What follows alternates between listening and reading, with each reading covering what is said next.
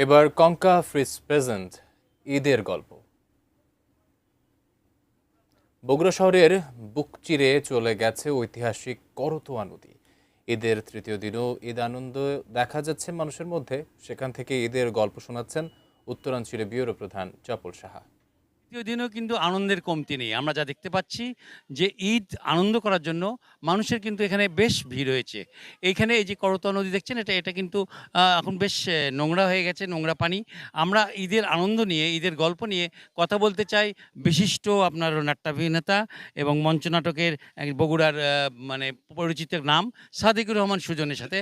আপনি আমাদের একটু জানাবেন যে আসলে ঈদের যে গল্প, ঈদের দিনের বিষয়টাই আমরা একটু জানতে চাচ্ছিলাম আপনার কাছ থেকে। আপনি একটু আমাদের জানাবেন ঈদের দিনে আপনি কেমন সময় কাটালেন? সবাইকে ঈদের শুভেচ্ছা।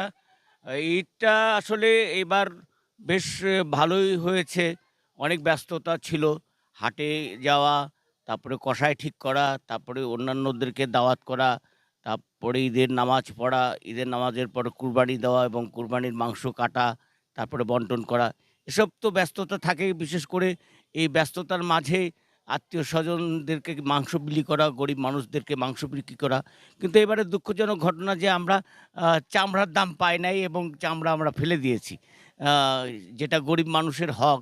এই যে চামড়া ব্যবসার কি হলো এটা আমরা বুঝতে পারছি না। গত ২ বছর যাবৎ আমরা চামড়া বিক্রি করতে পারছি না।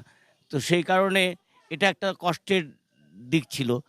আর অতীতের ঈদ আর বর্তমানের ঈদ বলতে যে ছোটবেলায় যেরকম ঈদে আনন্দ স কিশোর সময়ে যে আনন্দ, সেই আনন্দগুলো আমরা ভোগ করেছি অন্যরকমভাবে। গরুকে ১ দিনের জন্য ৩ দিনের জন্য গরুর রাখাল হয়ে গিয়েছি। ছাগলকে নিয়ে হাটে ঘুরে হাটে মাঠে-ঘাটে ঘুরে বেরিয়েছি। কিন্তু এখানে আমরা এখন বড় হয়েছি, অনেক দায়িত্ব আমাদের কাঁধে চেপেছে।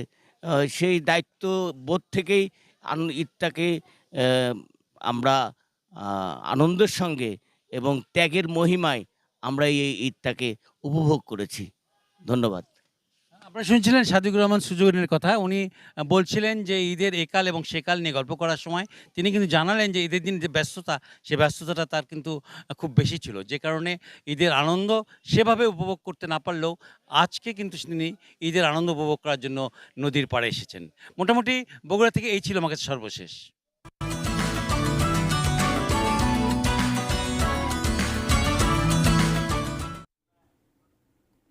এবারে